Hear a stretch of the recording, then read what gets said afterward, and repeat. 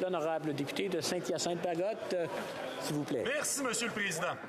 Alors, Élections Canada a récemment proposé un plan de redécoupage de la carte électorale fédérale qui ajouterait 4 sièges de députés à l'Ontario, l'Alberta et la Colombie-Britannique, tout en éliminant un siège au Québec.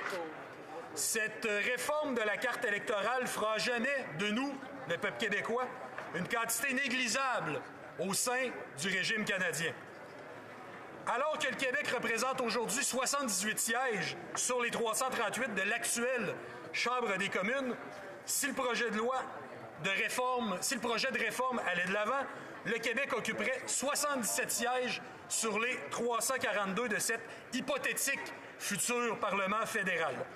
Les votes au Parlement étant souvent serrés, on en a plusieurs exemples dans cette législature, le poids politique du Québec s'en trouverait réduit, tendant vers 22 % du nombre total de députés.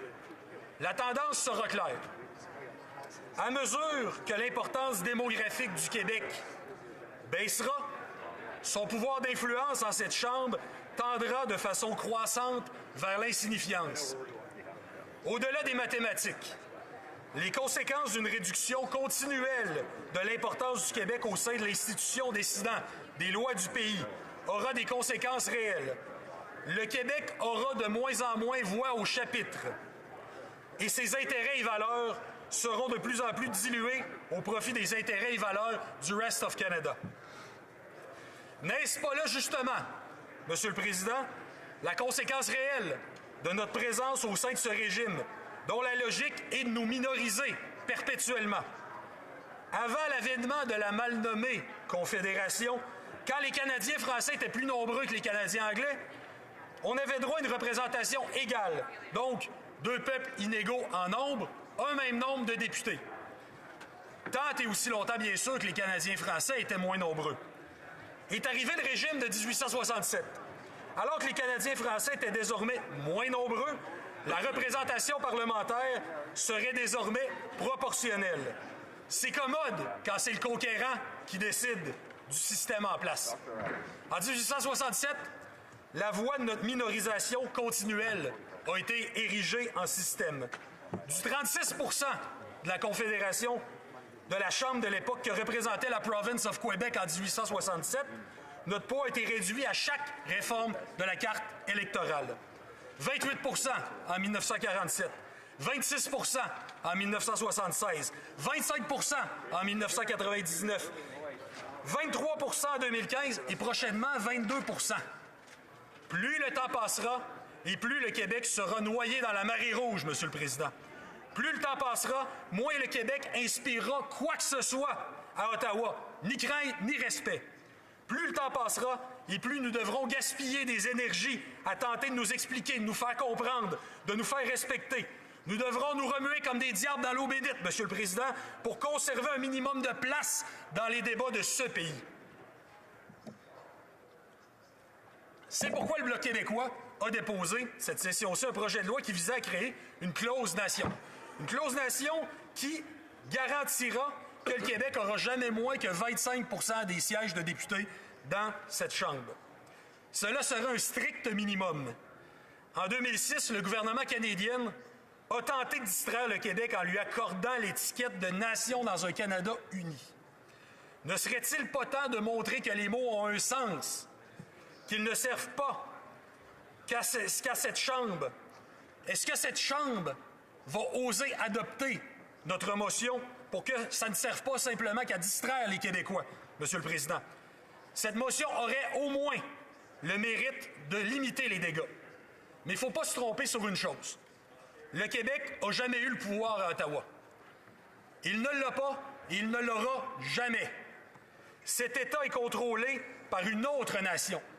Même le soi-disant French Power, ce n'est que poudre aux yeux.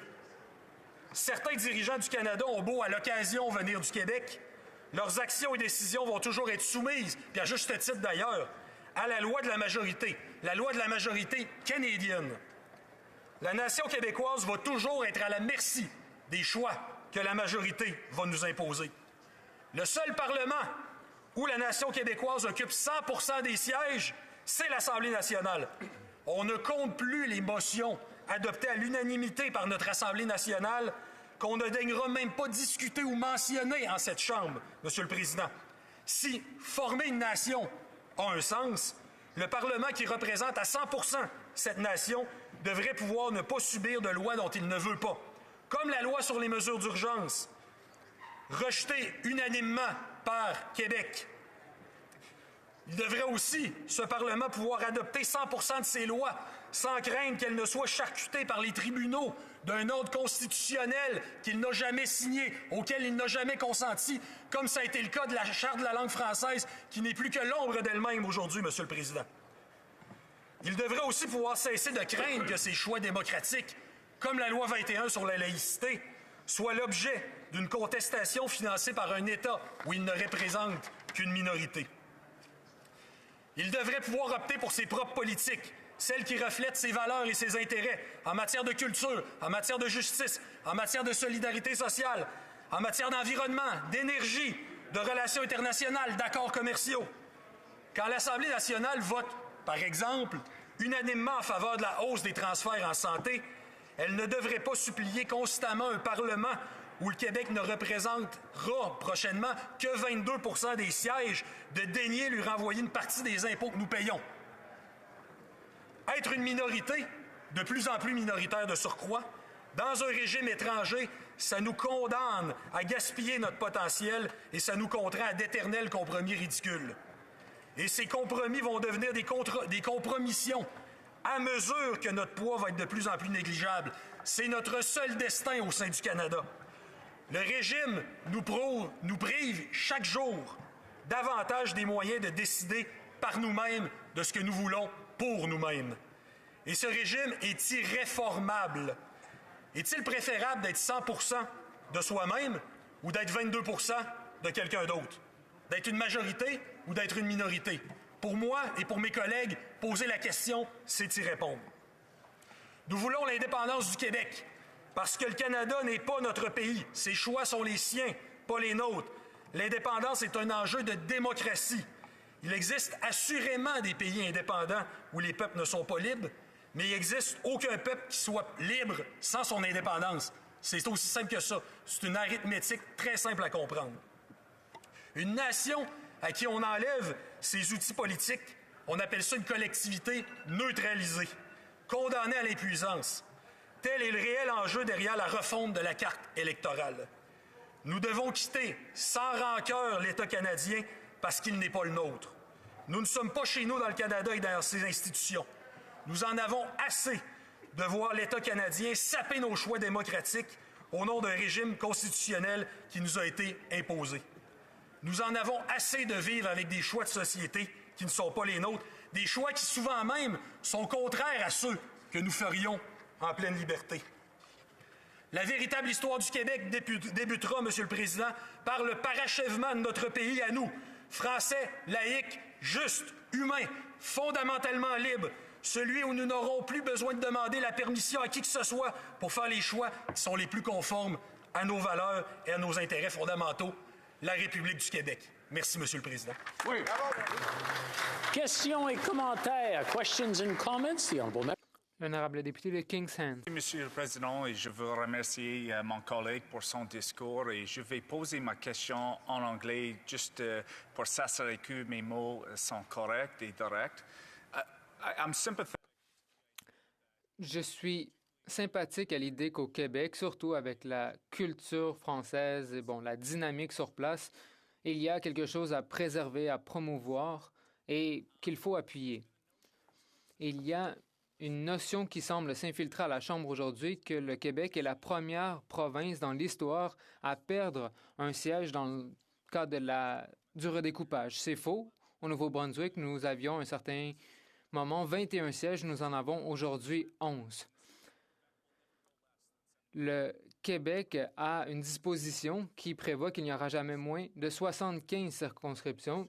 Je suis d'accord avec cette disposition. En Nouvelle-Écosse, nous avons une population gaélique qui également est minoritaire au Canada. Donc, mon collègue appuie-t-il l'idée que la Nouvelle-Écosse également aura un minimum de sièges requis à la Chambre des communes?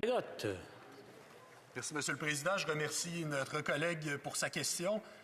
Moi, je pense fondamentalement que chaque province peut mener ses combats. Je n'ai pas de problème avec ça. Si la Nouvelle-Écosse en fait un combat précis, si le Nouveau-Brunswick en fait un combat précis, que ça se discute, pas de problème, à condition, mais à condition absolue, que le Québec ne perde pas de son poids démocratique en cette Chambre. C'est ça la chose qui est à prendre en compte. Donc, si on augmente d'autres provinces, il faut logiquement augmenter le poids du Québec également. Puis l'enjeu fondamental, puis oui, il y a peut-être des provinces qui en ont perdu dans le passé, mais l'enjeu fondamental, c'est qu'on prétend que le Québec forme une nation. Ça a été reconnu par cette Chambre. Est-ce que les mots ont un sens à un moment donné? C'est le temps de le prouver. Questions et commentaires. Questions and comments. L'honorable député, the honorable member for Mission-Matsqui. L'honorable député de Mission-Matsqui, Fraser Canyon. Merci, Monsieur le Président. Je remercie le député de Saint-Étienne-Bagotte. Mon collègue a parlé de la nation québécoise, du fait que le Québec doit avoir une certaine représentation à la Chambre. Donc, ma première question, c'est si le Québec veut avoir un autre référendum, l'Assemblée nationale devrait organiser un autre référendum selon ce que dit mon collègue, ça semble être ce qu'il veut. Donc, j'encourage le premier ministre à le faire. Deuxièmement, nous n'en parlons pas assez à la Chambre des communes. La Colombie-Britannique a 7 siège au Sénat, n'a aucun siège garanti à la Chambre des communes. Je suis tanné d'entendre constamment parler des besoins du Québec, alors que la Colombie-Britannique a également besoin de sa juste part. Nous payons des impôts et la Constitution est basée sur la représentation de la population. Le Québec doit reconnaître que la Colombie-Britannique paie sa juste part, que la Colombie-Britannique mérite tout autant de représentation. Merci, Monsieur le Président. L'honorable député de Saint-Hyacinthe-Bagotte. Je suis bien heureux. J'entends notre collègue me reprocher un peu de faire la promotion de l'option fondamentale du Bloc, qui est l'indépendance. Pourtant, je l'entends de manière enflammée, fort bien représenter ses compatriotes.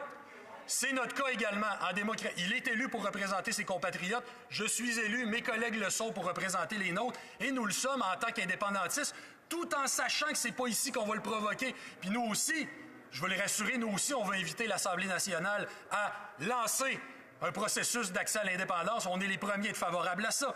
Mais qu'ils reconnaissent aussi que nous sommes élus en tant qu'indépendantistes. Donc, c'est normal que nous utilisions les tribunes et notre accès à des débats comme ça fédéraux pour en faire la promotion auprès de nos compatriotes. En quoi est-ce que ce serait illégitime? Nous sommes élus, on ne l'a pas caché à personne, notre option, elle est claire. Alors, qu'on ne se fasse pas reprocher de l'avoir. Et s'il en a marre d'entendre toujours parler des besoins du Québec, j'espère qu'il va venir militer avec nous pour l'indépendance.